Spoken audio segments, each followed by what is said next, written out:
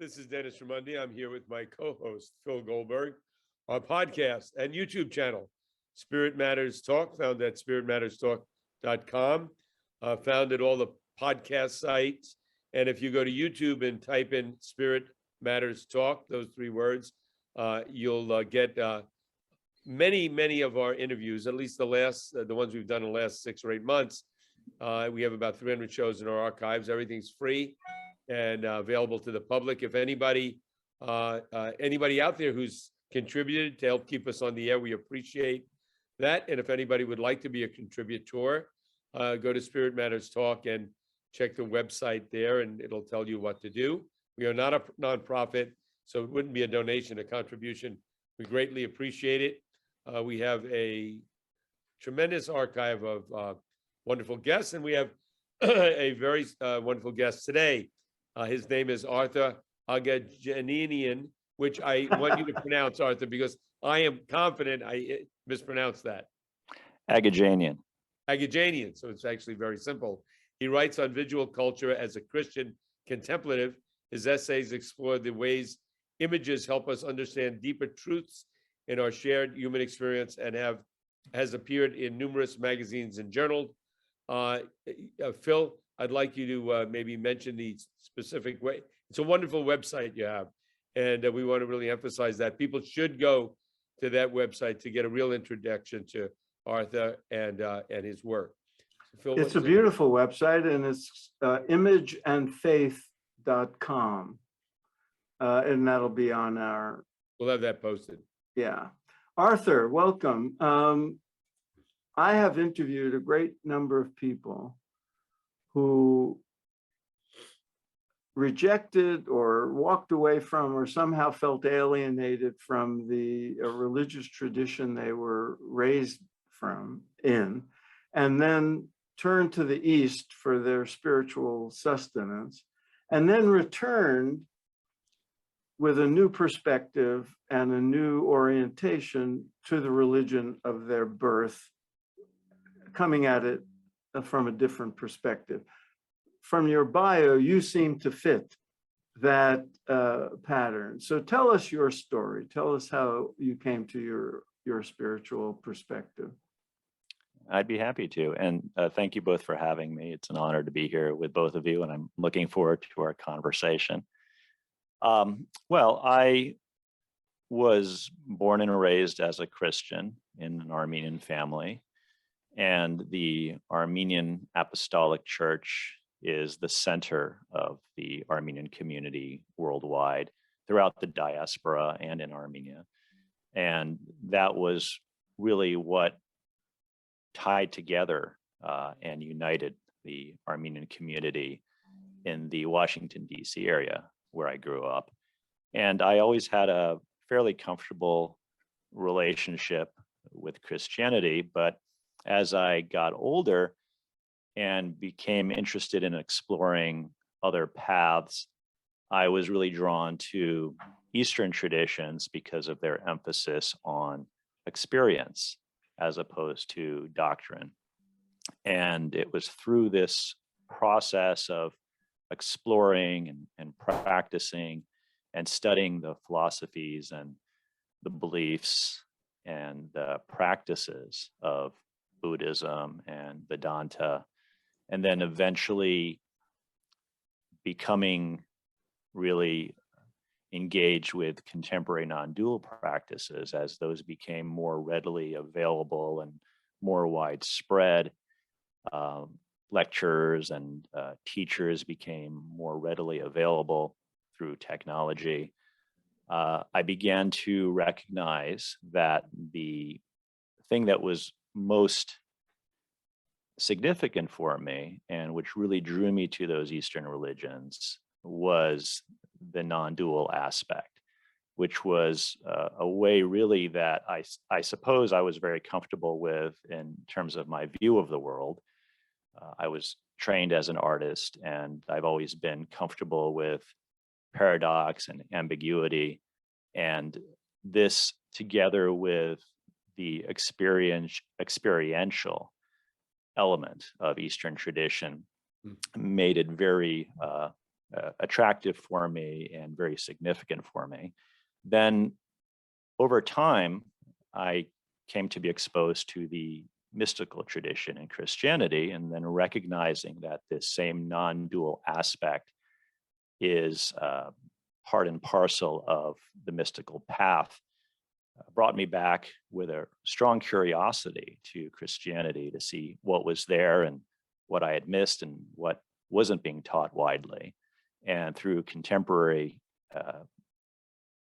Christian mystical teachings, and then eventually learning more about the historical context and older writings, and then being exposed to more of the Christian practices that are embedded in the mystical path, I found my home back in Christianity with a renewed enthusiasm and having now discovered a great rich foundation to center myself in, as it were. Arthur, I read that you were a member, a part of the Los Angeles chapter of the International Thomas Merton Society through Holy Spirit Retreat Center in California. And I'm wondering if Thomas Merton was a big influence on you. And did Thomas Merton speak about non-duality in Christianity? And is there any conflict that those in Christianity, theologians, especially from your tradition of Christianity, find conflict with non-duality, since the church obviously is very Christ-centric? Well, as far as Merton goes, his writing has always resonated for me, and I first became aware of him probably through his availability through popular culture and in sort of larger literary and philosophic history and circles.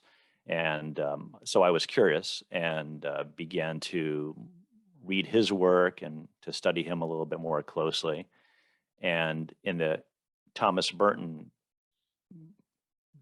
learning process, I began to find much that resonated with my own experience. And I think the reason he's so popular among so many people who are very much engaged in their spiritual lives and many Christians is because he does speak so well to our current circumstances. We often find when we're discussing Merton that we see a lot of what he's been talking about as relevant to today, as though he were alive and writing today, whether it's civil rights, social justice, political circumstances, consumer society. So he very much resonates with the world of today, and he's very much in line with the mystical writers of the past. And as far as whether or not non-duality agrees with my own tradition in terms of Armenian Christianity, there are mystics in every nation and throughout the history of Christianity. So it really, I guess it depends on who you're talking to and who they're looking at as influences in their own faiths. And there are different, I guess, more progressive and more conservative individuals in every church. Mm-hmm. So part of the process of meeting kindred spirits is just talking to people and learning more about where people are coming from and what's influenced them, and recognizing that Christianity is a very broad area, that there have been many Christianities throughout history, and that there are many different ways into it. So I don't know if that quite answers your question, but again, it's the non-dual aspect of Christianity is something that has drawn a lot of people. It's becoming more and more commonplace, and it's something that is found in popular writers like Merton and recognized in writers like Merton very broadly, I think. Phil, I don't hear you. I muted myself because there was extraneous noise from the gardening next door. It's amazing how often Merton comes up in our interviews. We've had Richard Rohr on, we've had Jim Finley on, any number of people, especially people drawn to the Christian mystical tradition, but not only them. It's quite interesting how influential he was. And I always felt it was a great tragedy that he died just as the whole turn to the East was really booming. He would have been amazed at what's happened since. But I'm curious what you said about, of course, is true about the variety within the Christian mystical, Christianity in general. And most of the, you kind of answered this, but the Christian mystics that most of us have come across are from Spain and Germany, and Meister Eckhart, and places like that. And so I was going to ask you if there's an embedded mystical tradition in the Armenian tradition, and how that is portrayed or not portrayed by the mainstream of that church, and how people in your circle, your family, your friends, other fellow Armenian Christians react to your orientation. Well, that's a really good question, Phil. I think that there isn't a clear, strong, non-dual, mystical sound coming out of the Armenian community, because the church is very traditional. But when you look closely at the historical figures of the Armenian church, the great writers and poets and theologians, there's a very strong mystical strain throughout their work. And you'll find that many of them have lived as these European monks and mystics that we're more familiar with have been very significant in terms of their contribution to Armenian history, to Armenian art, and to Armenian literature. And because the Armenian church is part of the larger Eastern church, the larger Eastern Orthodox church, there is a strong resonance between practices in the Armenian church and the theology of the Armenian church with the larger Eastern church. And that in itself aligns really well with the mystic tradition, because the Eastern church is more oriented towards the embodiment, for example, of prayer, an engagement with sacred imagery, which is my main area of work. And a lot of the same sorts of concerns and emphases in terms of theology, in terms of art, in terms of practices, there's a resonance there between the Armenian church and the larger Eastern church. And so oftentimes in the popular literature, we go to look at the mystics who are in the Eastern church or the Orthodox church, and we find that a lot of that is also shared by the Armenian church. So I would say that for me, it's an ongoing exploration. In turning back to my roots in Christianity, I'm turning in doubly to my roots in the Armenian tradition in an exploration of something that's specific to my own heritage.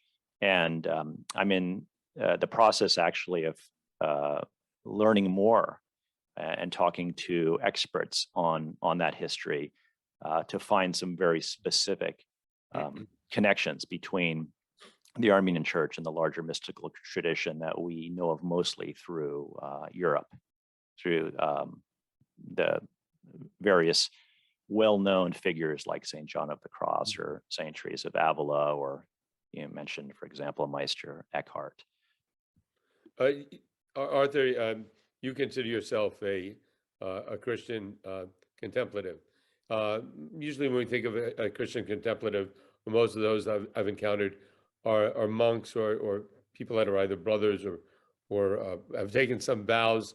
Although I don't know anything that would prevent somebody who's living in the world with a family from being a Christian contemplative. So I'm wondering what if you are more of the monk type or more a person living in the world, and also in terms of your contemplative practice or practices, I know you are very involved. I read with the imagery of art and how that relates to spirituality.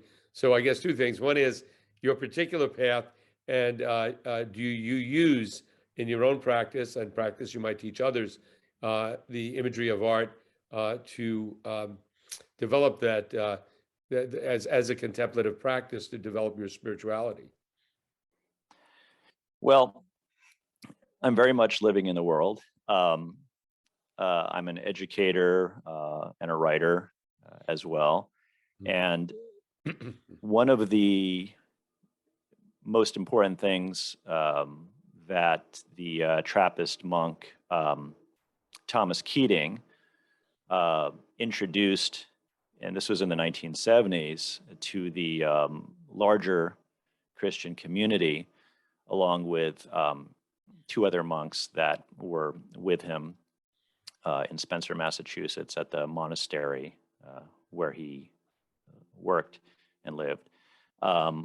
It was this idea of bringing the contemplative practice into the lives of people regardless of who they were, where they were living, or under what circumstances, to make contemplative prayer and contemplative life more accessible. And so they developed what's known as centering prayer, which is a form of Christian meditation.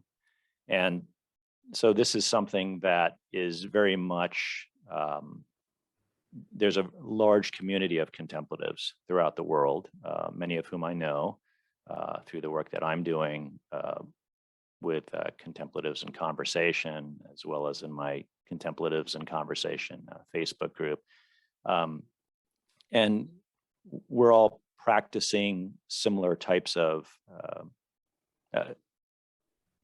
we're using similar practices in our Christian lives, and we're reading similar things, and we're speaking in a language that we can all understand.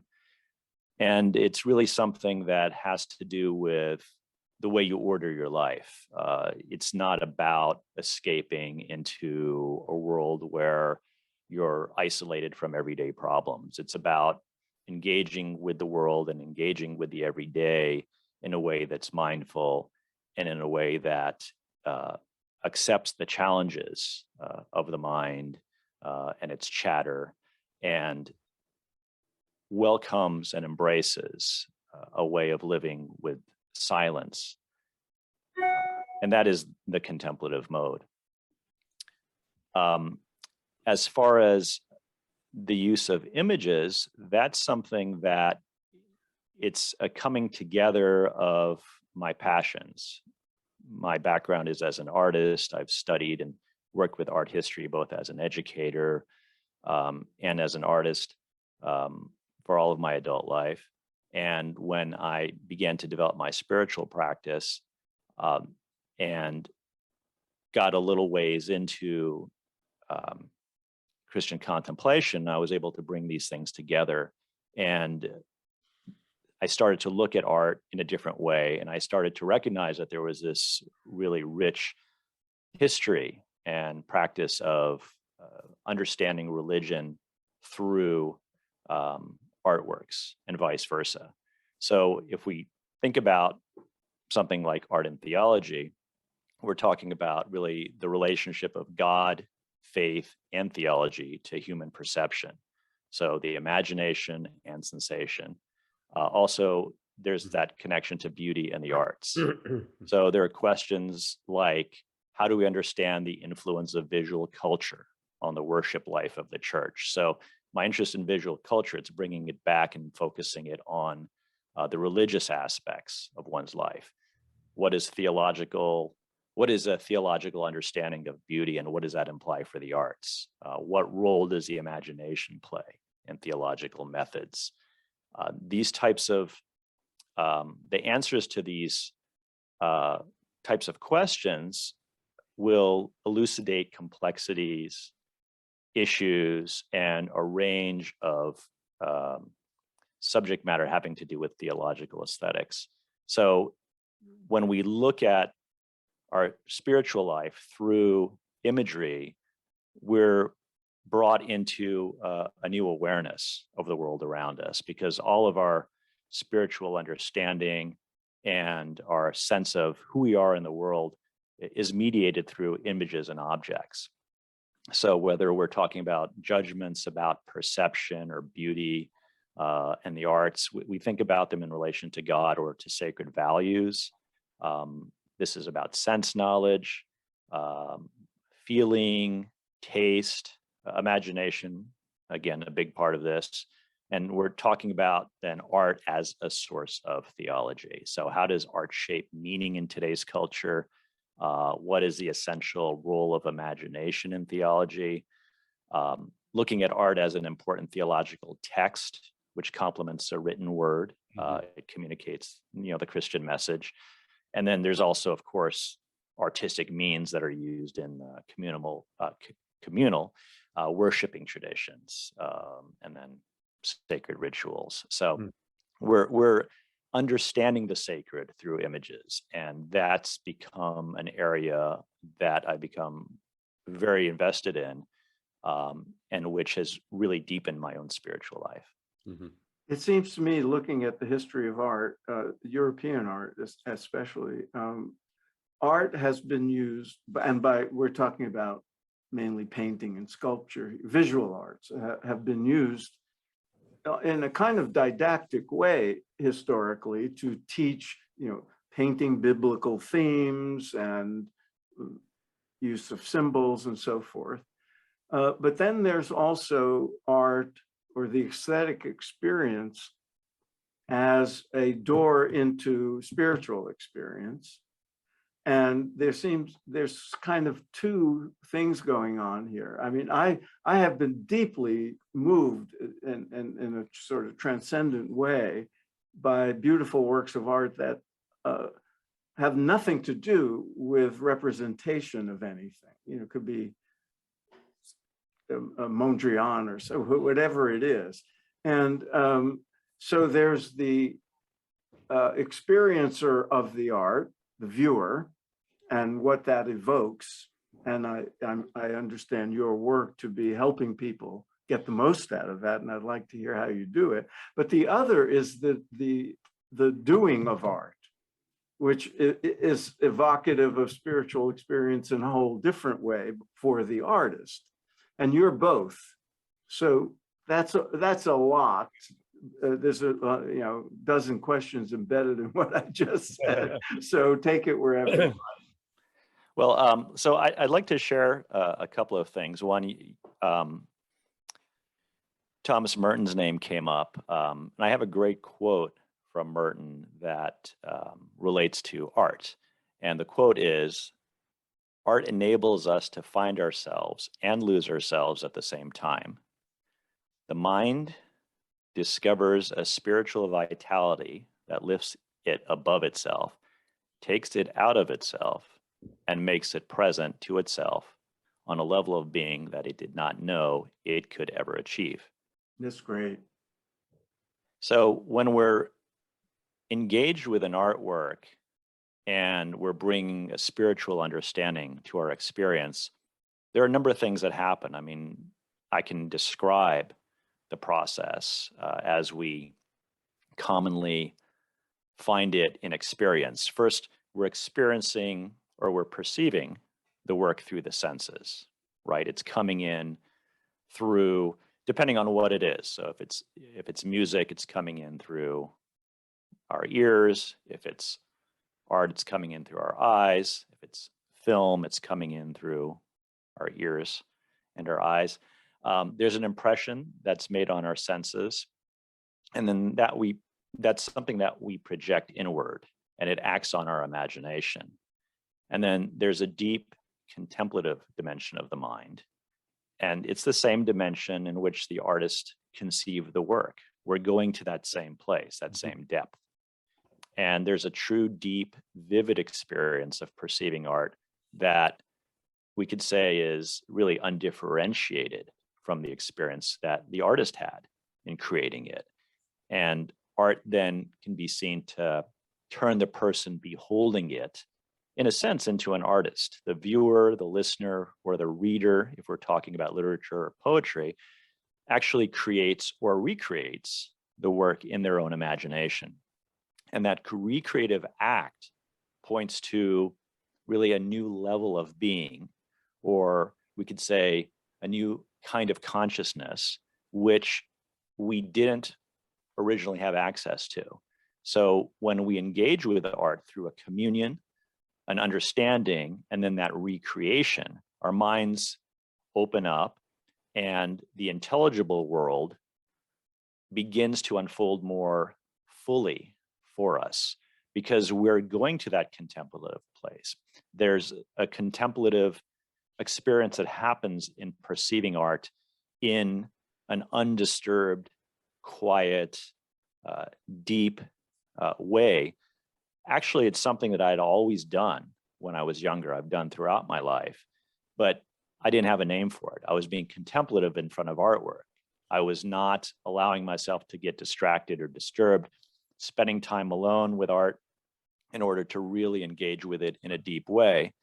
And that was, again, it was a contemplative process. It's not something, though, that is common, unfortunately, in the experience of viewing art in person, because there are a lot of distractions, even in a museum and a gallery, and people often don't want to take the time to really go to this deep contemplative place. And there's also a sense that many people have that the art should somehow tell them what it's about, or there should be some sort of an explanation. Whereas really it's supposed to be a meeting place between the viewer and the work, what the artist put out there, and the viewer in a contemplative circumstance, so that there can be this unfolding of the experience for the viewer. Right. Arthur, you mentioned Thomas Keating. I actually spent some time at St. Joseph's Abbey and got to know Thomas Keating and Basil Pennington very well. The other, but they're both passed now, wonderful men. And did you want to spread that? I was actually teaching TM back then, and there was a big course we gave for them, and I got to spend time and over the decades got to know them pretty well. One question I had, and again, bringing those gifts of the contemplatives to the world. You are Armenian. In the 20th century, the Armenian people went through very, very difficult times. And I'm wondering, and I'm sure family members and all my Armenian friends have many stories to tell, and their parents, their grandparents, and it's hard. It was very difficult, as you know better than me. These contemplative practices through imagery and art and other contemplative practices that you are familiar with, have they been used in a healing for people that have gone through these difficult times? And I would think, and I'm thinking, because somebody who is Armenian is going to be, just like somebody who's Jewish, is going to be very, very connected to people who have gone through very difficult times, collectively and individually. And I would think that these gifts of the contemplative would be tools to help move through that. That's a really good point. There certainly is an intergenerational trauma as a result of the genocide. We're coming up on the anniversary on April 24th, actually, of the Armenian genocide. The question of healing is a big one. I think that even though you're pointing to something specific in history and something that's occurred to a particular group of people. Everybody has their trauma, and the thing that I find really fascinating about what's happening right now in our larger culture is that with all of the emphasis, and I see this particularly in education, all of the emphasis nowadays on social emotional health and people's spiritual and physical and mental well-being, so much of this, which is oftentimes treated with mindfulness and meditation, is in line with these ancient practices that come from Christianity, as well as from the East. But of course, in the secular world, there isn't that religious context for it, which for me gives it its depth and its profundity. And so I think that any kind of contemplative practice is beneficial for the human being, regardless of personal or collective trauma. And it would be a great thing to see the Armenian Church taking up contemplative Christianity in a very, in a purposeful and directed way. I think, though, that the Armenian Church is very much sort of connected to its own tradition and very much focused on maintaining its tradition and its institutions. And because the population is relatively small, the Armenian population worldwide is relatively small, there hasn't been this kind of meeting of traditions where the contemplative tradition can really inform the Armenian Church and the Armenian community in a way that will be widespread and really beneficial. But hopefully that's something that will eventually come, as the world seems to be getting smaller all the time and communication is constantly sort of increasing between fields and churches and cultures. Arthur, we don't have much time. I'd like to have you close with some advice for our viewers and listeners. Now that presumably, hopefully, COVID is easing up and people can go to places like museums again, what advice would you give people about the viewing experience? And I love museums. I've had deep, profound experiences in them, and I favor them when it's not crowded. And if you're lucky, you can arrange that or have that happen. But in recent years, prior to COVID, the previous 5 or so years, every time I've been to a museum, I got very irritated by the predominance of cell phone use and people posing by the pictures I want to just look at, and people walking around snapping and never even looking live. They're just looking through their viewer and collecting photographs of paintings. And so I'm anticipating going to the rebuilt Museum of Modern Art in New York as soon as I can, and other places. And maybe you have some advice for us other than banning cell phones from. Well, I guess there isn't too much we can do about other people's habits, but I guess a starting place would be to find a time that's very unpopular. Avoid the holidays. Right. We have a similar problem here in LA with places like the Getty and LACMA. Right. When I visit DC, my hometown, you know, it's in the summer or it's in the winter. And so there are a lot of tourists, and the National Gallery and other major museums can get really crazy. So starting with going perhaps during the week, taking time off from work, if that's what you need to do. Reducing distractions as much as possible. And I would say to a lot of people don't like to do things like that alone, but I think if you go alone, it's better because you don't need to compromise with somebody else's attention span or needs or objectives. And when you walk into if you're in a museum, you walk into a gallery and you just sort of scan, I recommend going to whatever pulls you intuitively, whatever draws you to it. And then spending time with that. I think it's always better to spend more time with fewer things and go Right. deeper than it is to try to get a scan to say, okay, well, I'm going to familiarize myself with the entire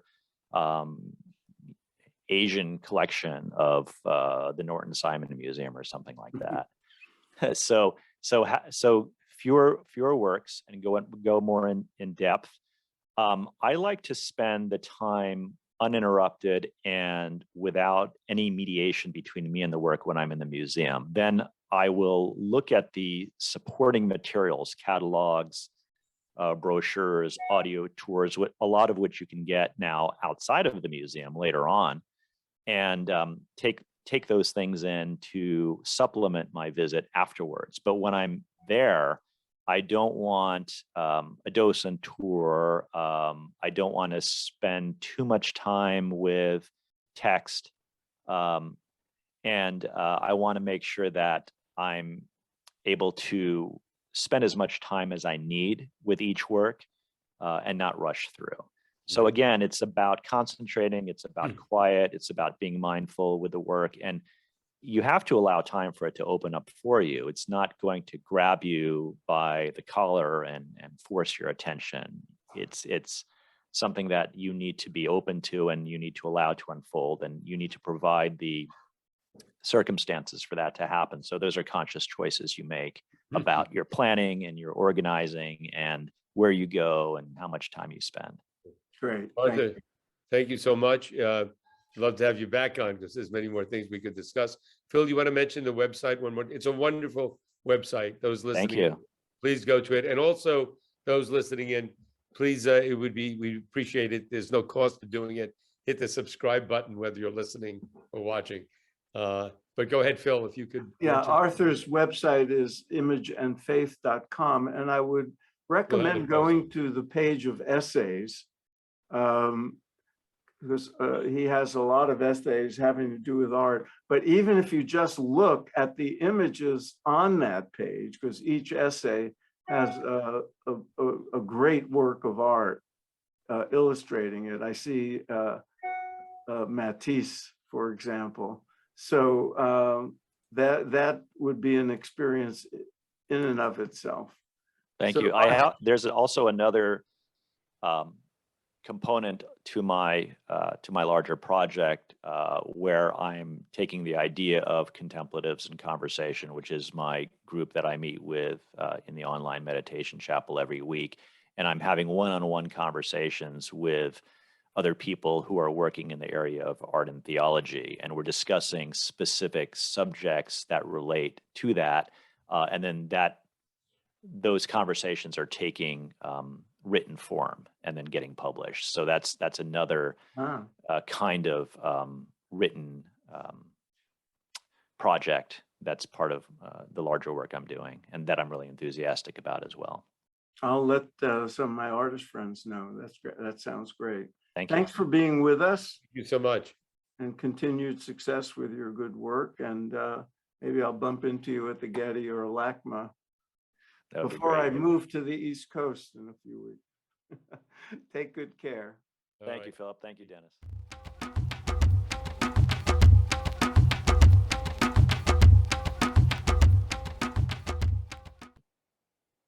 Bill, that was Arthur Aghajanian, and I apologize for really not getting his name correctly the first time around. He was very kind to correct it, and a terrific guy, and a Christian contemplative, but living in the world. And I think many of us have often thought, and many people continue to think, to be a contemplative of any type, whether Christian or otherwise, one needs to be removed from the world, and that's not the case.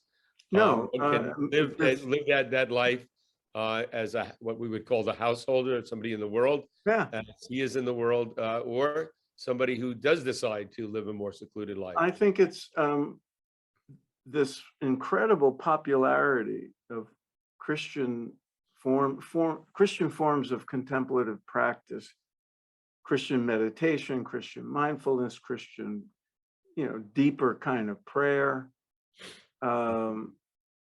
Same thing's happening within Judaism. I think it's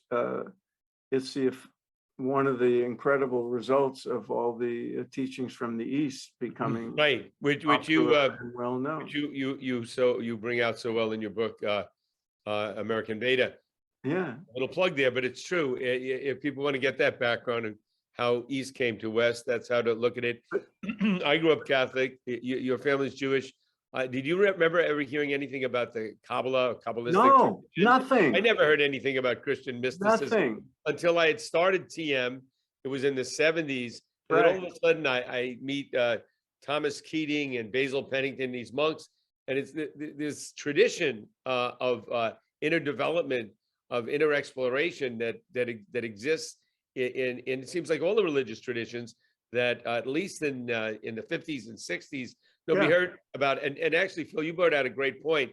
Thomas Merton, too bad he didn't live longer, because he was so ahead of his time. Oh, he would have been a big part of the whole thing, I'm sure, right, if they would have let him, because he stayed, he was still, but his whoever he reported to, his superiors, they were very good about letting him live a public life. And he had well-publicized interactions with Buddhist monks and Swami. Allen Ginsberg. Yes, and them he was too. part of the Beat generation, really. Yeah, and I remember, I was devouring books on Zen and Vedanta, and I was reading the Gita and all that, and talking to people, and that's when somebody said, "Oh, that exists in Christianity and Judaism and Islam too." And I said, "Really? What? Where?" And so, I read. Someone gave me a book about Merton. Someone gave me a book about Kabbalah, and I learned about the Sufis. It was non-duality was not something I remember anybody discussing back then. No, we use different words, but but the fact that I just saw Jim Finley the other day, and he works very closely with Richard Rohr in that center in Albuquerque. By the way, both these gentlemen are in our archives. Yeah. Right. And they're very, popular in Christian contemplative circles. And it's huge. They get, huge numbers of people taking their programs and going on their retreats. This was not happening 50, 30 years ago, before Thomas Keating and contemplative prayer, and then Richard Rohr, and all these other people. And the same thing's happening with Judaism. It's an emphasis on experience and practice that used to be reserved for very few people. It's a democratization, just as Yogananda and Maharishi and Muktananda and all the others democratize practices that were just in ashrams. Now, Arthur also, one of his specialties, or an area that I think not so many people are directly involved in, is the imagery and art. Yeah, that's why utilizing that to go inward. And one of the things you were saying, I'd like to get your thoughts on this. Talking about going to a museum, being by yourself. I love it. That there are those, and I would be one of them, that would argue that art, and in many cases certain types of music, have become very elitist. Like, museums are expensive to go to. You have to get to them. Also, if you look at the boards of museums, you don't have ordinary folks. Usually it's people that are either very accomplished in the arts or have very deep pockets, have money, usually both, and money being the emphasis, because it's expensive to keep them open. But there's two places that I was thinking about that one could go to experience art. And one is in religious facilities, in churches and synagogues and mosques and all. There's a tremendous art available, and that art specifically to enliven one's inner spiritual life. And the other area for me, one of my great is any city looking at the architecture. Doesn't Yes. cost anything to walk down the street. You could spend all day looking at the Empire State Building or the Sears. They don't have to be big buildings. The Baha'i Temple in the Oh, exterior. yeah, the one outside Chicago is Yeah, fabulous. it's fabulous. So the West Coast, East Coast, Midwest, these places exist everywhere. So getting people to realize that you can deepen your spirituality and your spiritual experience. I'm going to add Yeah, one. I'm going to add one. Okay. And you're right. And people in the art world are very conscious of the fact that it costs a lot of money to keep up museums, and therefore they charge money, and they all have some kind of discount or free days, or students can come for free, or kids can come for free, seniors get a discount. Right. And in some cases, it's voluntary. You know, like the Met in the Metropolitan Museum in New York, there's a suggested price, but and most, so they do those things. But the other thing I wanted to say is online now you can take a tour of the greatest art in the history of the world on your screen by yourself without having to fly to New York or Paris. Right. And it's one thing to see the work of art in person, but the replication that's digitally done now is phenomenal. Pretty good. It's not phenomenal. The same. It could never be the same, but it's like, okay, you can see an opera, you can see a play on TV, in a film, and it's okay, it's great, but it's not the same as being there. But it's something. It's accessible. So if you live in Omaha, and it costs a lot of money to go on an art tour of New York and Washington and Philadelphia, all the East Coast cities that have the great old museums, let alone go to Europe and go to London and Paris and Rome.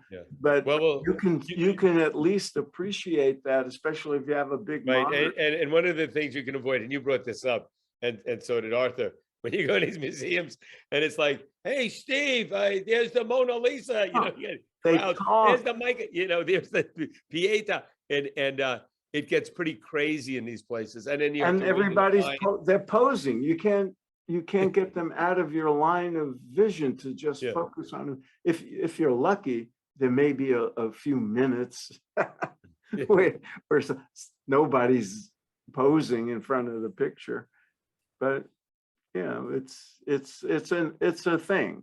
And I know last time I was in museums, pre-COVID, it was kind of irritating. And I said something to one of the museum guards, and he kind of rolled his eyes and said, people are talking about having policies, and sometimes you see signs, don't pose in front of the pictures. I'm surprised they allow pictures. People are going to do it. Yeah, it's crazy, and but at the same time, many people, like you said, there's always a day of the week, a time if you can slip in there when there aren't a lot of people. And what he said is, rather than quantity, I want to run through and see everything. Spend a little time, see something that really catches your eye, and stay with it. I was in Paris, I don't know, 5-6 years ago, and I hadn't been there in decades. And you went to the Louvre, and the room with the Mona Lisa, it was like being on a subway car at rush hour. And everybody's going like this to take pictures of it over everybody else's head. So I said, you know what? I've seen it. I don't need this. I'm out of here. And other rooms with these fabulous works of art, there's hardly anyone in them. It was great. And I think virtual reality will make it even a fuller experience. But I do think it's important because that it becomes democratized, that it isn't just for one segment of society to have that access and understanding and appreciation. So, and then, the same thing he said about, somebody running through a museum and taking pictures. You see people going through the Grand Canyon or like Muir Woods, like, look, and it's like, But, and that gets to an important point. When we were studying with Mahesh Yogi, he used to say, there was a phrase that he used a lot: knowledge is structured and knowledge is different in different states of consciousness. You can extrapolate that out and say, reality is different, experience is different, perception is different in different states of consciousness. So if you go to a museum or look at art online or listen to music, and your consciousness is dull and cloudy and you're irritated, you're not going to get the kind of transcendent experience that Arthur was talking about. But if you go in with an attitude of reverence and you have a little calmness inside, and you're really, your doors of perception, as Huxley's called it, are open, then anything can evoke, the sublime experience. Sublime, the spiritual. And I just want to also mention, some people might not be aware of the fact that what the Armenian people went through in the 20th century.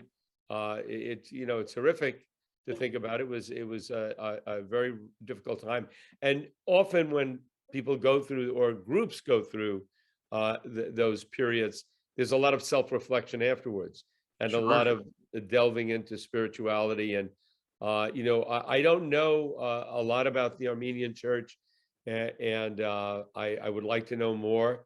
I'd love to have back on, or maybe have other people from that tradition come on. But it seems very rich in its traditions, very rich in its spirituality, and also in terms of its representation of the spiritual through art. It seems very glorious and profound. And there's a lot of, he said it's very much aligned with the Eastern Orthodox. So the Russian Orthodox, the Greek Orthodox, that whole Eastern part of Europe, and it's different from the Catholicism and Protestantism we're familiar with. Well, we should get a Greek Orthodox priest on sometime. I know one. We'll get him on. Oh, I have, yeah. Okay. All right. Great. Till next time. Next time.